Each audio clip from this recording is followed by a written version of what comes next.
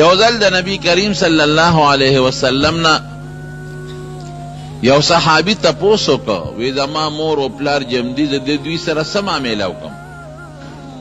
حضور پاک مبارک له خدای پاک داسې عجیبه صفت ورکړی و چې خبره به یې پوټینۍ وکړه خو هغې کې به ډېره لویه فلسفه وه.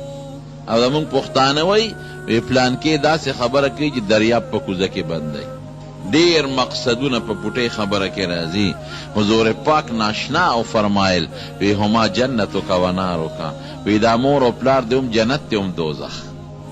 ګوره پوټۍ خبره که دا مور او پلار دی خوشحاله کړل د دې قدر عزت دی او که جنت دی وګټل، او که دا مور او پلار دی خفه کړل د دې بېعزتي دی وکړه او بېادبي دی وکړه دوزخ دی وګټل. هم د جنت دی هم د دوزخ دی. بس اوس خوښه خپله ده که د جنت دا دروازه ځان له ضایع کې او که د جنت دروازه ځان له مضبوطې.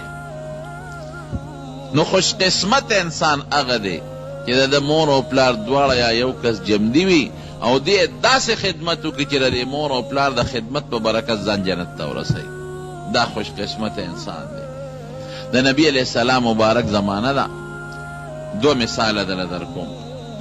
نو یو صحابي بیمار دی، نو نبی علیه السلام یې تپوس ته لاړ چې لاړ هغه د زنکدن په حالت کې دی.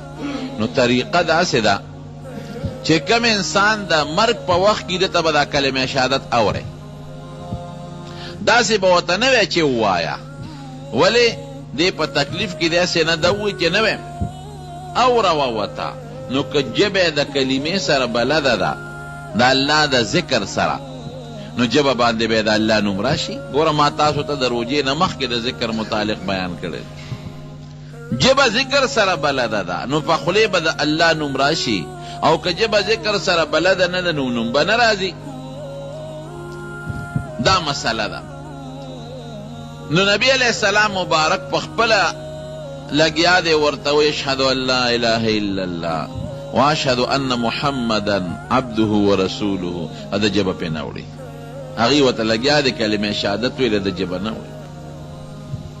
یو متل دی وایي یو بوډی زوی مړ کېده، زوی نه چېرته مونځ کړی او نه ذکر نه اسکار، ټول عمر به یې ګډې چیلۍ سرولې. نو دا بوډی ورته ناسته ده، ورته وایي کلمه شهادت ورته اورئ، او هغه هم اقه ډرې ډرې کوي. هغه د هغه ګډو سره بلد دی، ډرې ډرې کوي. هماغه ډرې کې څه ووته، کلمه شهادت یې نه وه. نو مور ورته بچې وی ډرې وې او ډرې لاړې. نو چې څه سره د خوله بلده ده ګورې به دې په ژبه راځي. الله بې انصافه نه دی، الله ډېر انصافدار دی، ظلم نه کوي. چې ستا ژبه د هغه د نوم سره بلده کړې ده نو زنکدن کې به د نه خپل نوم یېری نه درته به یادوي. دا د الله انصاف دی. نو نبی علیہ السلام مبارک په خپله لګیا دی ورته کلمه شهادت اورې د ژبه پې نه وړې. نو هغې حیران شو، ځکه د حضور پاک وجود مبارک په ټول رحمت دی چې زه موجود یم، د رحمت فرشتې موجود دی او زما خولې مبارکې نه ورته کلمه شهادت روان دی او د ده ژبه نه ړقي. دا ولې؟ وی د ده څوک کور کې شته راوې بلې. نو یو بوډی مور یې هغې وله راوغوښته، وی ستا دې زوی لسه ډېر لوی جرم کړی دی، ډېر لوی مجرم معلومیږي. زه لګیم په خپله ورته کلمه شهادت اورم او زما د خولې نه هم دې نه اخلي. څه لویه ګناه کړې ده. وی صیب دې خو ډېر د منځ د روجو او د صدقو او د هر څه پابند دی، ډېر ښه سړی دی. وی نه سوچو کې څه غلطي به نبی علیہ السلام مبارک ته به کشف کېده، الهام به کېده، د الله د طرف نه به ورته القا کېده دې زړه ته.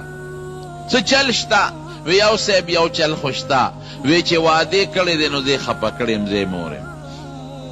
واده نه مخکې زما ډېر خیال ساته او ډېر قدر به یې کوه، خو چې کله یې واده کړی دی نو بس بیا د ښځې په سر ماته سپکې، زما قدر یې نه دی کړی. نو ما د الله په دربار کې یو سوال کړی دی. ما وی خدایا زه خو ورته خپل حق نه بخم، ستا خوښه ده که ته بخې او که ته نه بخې. نبی علیہ السلام وفرمایلم په دقه الله رانیولی دی، دې نه لوی جرم بل نشته. د مور پلار بې قدري ګناه کبیره ده او لویه ګناه ده. وی بخه، وی د الله رسوله که حکم کې خو زه به وبخم، ستا اډر منم، او که مشوره راکې نو ړه مې ته خفه دی نه بخم.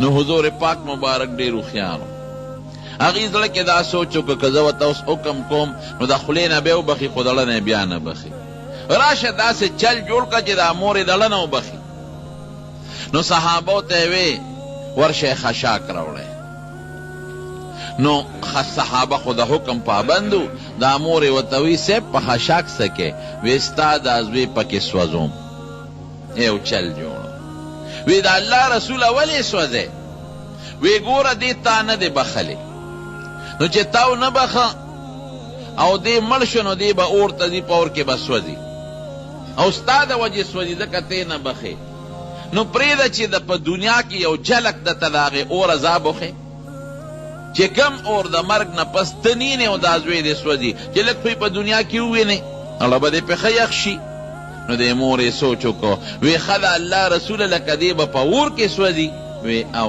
وی ما بخلی دی خو چې وی ما بخلی دی نو د هغه په خولې کلمې شهادت شروع شو اشهد ان لا اله الا الله واشهد ان محمدا عبده ورسوله او سې ورکړه نو حضور پاک فرمایل لیدل مور ګورې بیا مورې دارنګې پلار لګیا دی د بچي دپاره څه نه کوي دا پلاران چې ټول ورځ منډې ترړې جوړې کړي دي او حلال حرام نه پیژني راغونډی یې دا چا لغونډی دا د دې بچو دپاره لیکن بچې چې کله بیا وادو کې بیا نه مور پیژني او نه پلار پیژني ته دا لوی راغلی وې دومره څومره خواري ورسره کوي مور دننه وله جامې بدلی وجود وله انځي او دسماتې وله پاکوي او په هغه بستره چې لمده بستره د دې بچي پکې متیازې کړي په هغه لمده بستره کې ورسره پرته ده او د شپې څوک د خوب نه پاسي څو ځله ورسره دا مور د شپې پاسې د دې بچي سره